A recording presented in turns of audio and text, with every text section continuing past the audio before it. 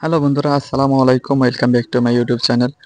বন্ধুরা, আজকে আমি বিস্তারিত আলোচনা করব যে গার্মেন্টস অপারেটরের ইন্টারভিউ কি, সেই সাথে আরেকটা আলোচনা করব যারা নরমাল অপারেটর, অর্থাৎ যারা বিভিন্ন ট্রেনিং সেন্টার থেকে কাজ শিখেছেন বা বিভিন্ন গার্মেন্টসের হেল্পার থেকে অপারেটর হয়েছেন, তাদেরকে নরমাল অপারেটর বলা হয়। সেই নরমাল অপারেটরদের কেন গার্মেন্টসে চাকরি হয় না বা তারা কি কারণে ইন্টারভিউতে ফেল করে, এই বিষয় নিয়ে কিন্তু আজকে আমি পুরো বিস্তারিত আলোচনা করব।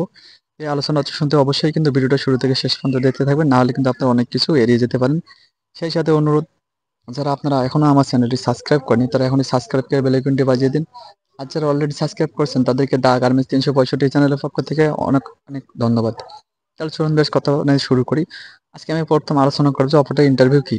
অপারেটর দক্ষতার উপর প্রমাণ যে স্বরূপ যে কাজটা করে তাকেই কিন্তু ইন্টারভিউ বলে।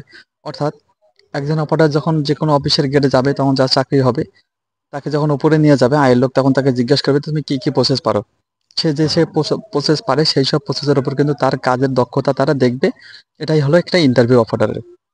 নাম্বার 2, যে নর্মাল অপারেটররা কেন গার্মেন্টসে চাকরি হয় না। বিশেষ করে যারা অন্য অন্য গার্মেন্টসে হেল্পার থেকে অপারেটর হয়েছেন, তারা নরমাল ভাবে চাকরি নিতে পারলেও অনেকেই কিন্তু সহজভাবে পারে না, এবং বিশেষ করে যারা এক কথায় ট্রেনিং সেন্টার থেকে কাজ শিখেছেন তারা কিন্তু অনেকেই ইন্টারভিউতে ফেল করেন। তারা বিভিন্ন ট্রেনিং সেন্টারে কিন্তু টাকা দিয়ে কাজ শিখেছেন, কিন্তু তারপরেও যখন আপনারা বিভিন্ন গার্মেন্টসে গেলে যান চাকরির জন্য, তখন কিন্তু আপনাদের চাকরি হয় না, তখন কিন্তু আপনারা ইন্টারভিউতে ফেল করেন। এর একটাই কারণ হচ্ছে আপনারা অনেক প্রসেসের নাম জানেন না। আপনার ট্রেনিং সেন্টার থেকে কাজ শিখেছেন, আপনি ধরুন ওভারলকের, যারা ওভারলকের কাজ শিখেছেন তারা কিন্তু জানেন না যে ওভারলকের কি কি কাজ।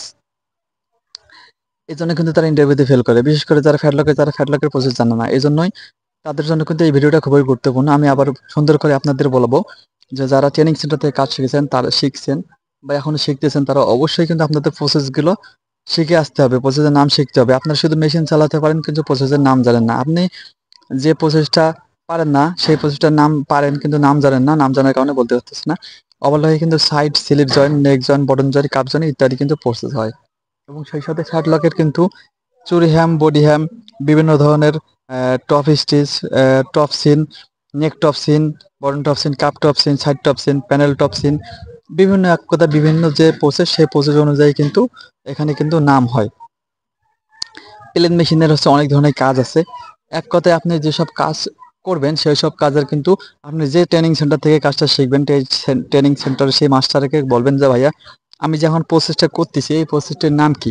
আপনি অবশ্যই কিন্তু নামটা শিখে আসবেন, এবং সে আপনি প্রসেস যেগুলো শিখবেন এবং যেগুলো পারবেন আপনি কিন্তু গার্মেন্টসে চাকরি নেওয়ার সময় সেই প্রসেসের নামই কিন্তু বলবেন। তাহলে কিন্তু আপনার চাকরি হয়ে যাবে।